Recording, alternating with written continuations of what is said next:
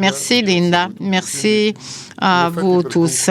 Pour conclure cet atelier, avant de procéder au déjeuner prévu à 12h30, je vais présenter 40 diapositives sur l'interculturel.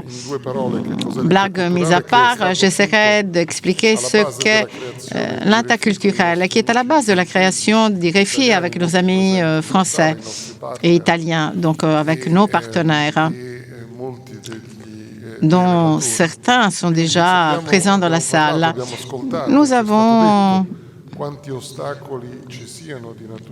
parlé des obstacles concrets au plan bancaire, fiscal ou juridique qui existent en Italie et en France. Nous sommes tous impliqués dans ce travail qui consiste à supprimer ces obstacles. Et puis, il y a une autre difficulté intangible qu'on n'arrive pas à matérialiser, mais qui est très présente.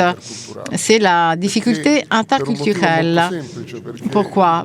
Pour une raison très simple, parce que le business est une activité humaine, n'est-ce pas? Et donc, s'il n'y a pas de confiance, toute activité de business sera impossible. Nous avons mesuré toutes les difficultés qui existent. Nous avons vu qu'on n'a pas pu aboutir dans beaucoup de circonstances à des accords qui étaient très importants pour la France et l'Italie. Et bien toujours, il y avait un problème interculturel, d'incompréhension. Il n'y avait pas d'obstacle juridique ou économique. Chacun intervenait en suivant ses propres codes nationaux. Et l'autre risquait toujours d'interpréter cette réaction comme une agression, comme une attaque. Par exemple, en France, il y a ce mythe de la performance, de l'efficacité.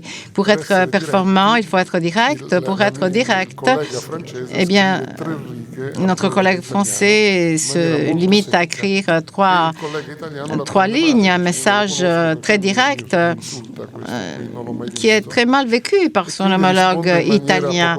Et l'homologue italien répond de manière pas trop sympathique. Et le français ne comprend pas pourquoi la réponse de l'italien est si agressive, parce que selon lui, sa communication avait été tout à fait correcte.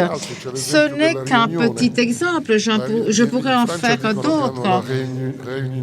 En France, on dit qu'on a la réunionite, c'est-à-dire on se réunit tout le temps, il y a tout le temps des réunions. Et pour les Italiens, c'est un problème, ça, parce que les Italiens tendent à participer à des réunions en sachant que tout est déjà décidé, alors que pour les Français, il s'agit bien de décider, de prendre une décision pendant la réunion. Comme quoi, il y a des crises d'hystérie qui se développent. Voilà, pour faire un exemple des exemples d'incompréhension qui existent d'une part et d'autre.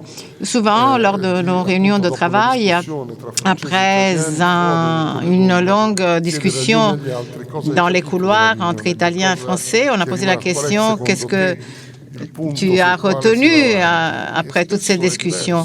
Eh bien, le sentiment diffère entre les Français et les Italiens. C'est-à-dire le client français et le client italien ont compris des choses différentes parce qu'ils ont mis l'accent sur un élément différent qui dépend aussi de leur culture. IREFI est né justement pour porter remède à tout ça, avec l'aide de tous ceux qui s'accordent pour dire qu'il faut faire un effort pour comprendre l'autre et qu'il faut abandonner les idées reçues sur les Italiens, les idées reçues sur les Français. Et nous savons que ces idées reçues sont légion, n'est-ce pas, d'un côté et de l'autre.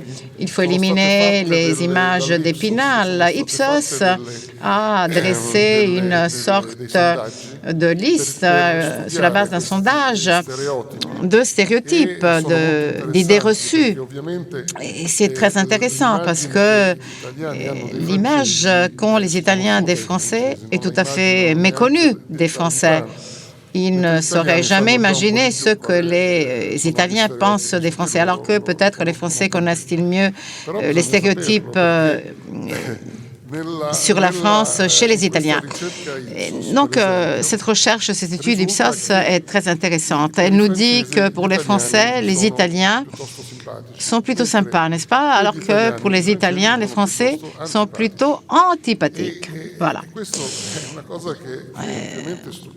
C'est étonnant pour les Français parce que nous sommes tous d'accord. Hein. Les personnes interviewées ne connaissent pas, n'est-ce pas, les Français qui font l'objet du sondage.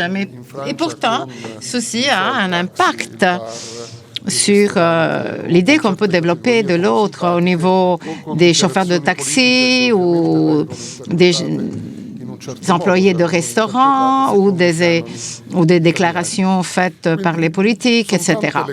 Donc, il y a tout un tas de grandes et de petites choses qu'il faut savoir les uns des autres pour pouvoir aboutir au meilleur résultat dans le cadre d'une négociation. Pour cette raison, avec tous les partenaires évoqués sur cette affiche et sur l'autre, eh bien, vous verrez, vous trouverez des partenaires qui sont tout à fait conscients de cette difficulté. La raison pour laquelle nous sommes là, et Monsieur l'ambassadeur est tout à fait conscient de cette difficulté. Il nous a toujours accompagnés dans nos forums dès le premier. Ces interventions correspondent parfaitement bien à ce que nous disons, parce qu'il a une très bonne connaissance et expérience de l'Italie. Tout ceci est très important. Vous savez, on n'a pas encore rappelé, mais la France est le premier investisseur en Italie. Les échanges sont vraiment très importants. L'Italie est le troisième investisseur en France. Il y a des échanges commerciaux à hauteur de 85 milliards d'euros chaque année et ce chiffre ne cesse d'augmenter. Il est question, n'est-ce pas, d'une fortune. Hein? Les investissements sont très importants. Et donc, et puis il y a une autre donnée très importante, très significative. Les études menées dans les différentes universités nous disent qu'au bout de 3 ans, 60% des rachats échouent. Pourquoi? À cause d'obstacles culturels, c'est-à-dire un manque de connaissances, problème d'intégration des équipes, synergie insuffisante, autant de problèmes liés à l'intégration. La presse n'en parle pas, mais c'est quand même un élément très important. Cela signifie, ce sont des données mondiales, hein, non pas, ne concernent pas seulement l'Italie et la France.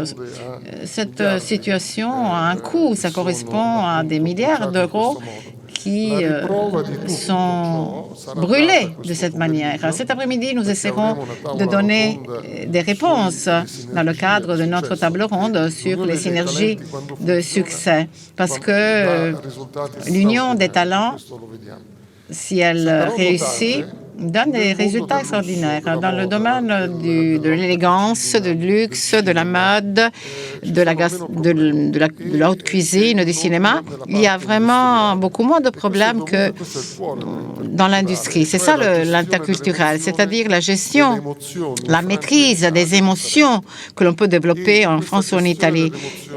La gestion de ces émotions est différente. Elle est moins importante quand il s'agit de secteurs de l'art ou du luxe, de l'élégance, du cinéma, là où les émotions sont évidemment nécessaires, hein, indispensables.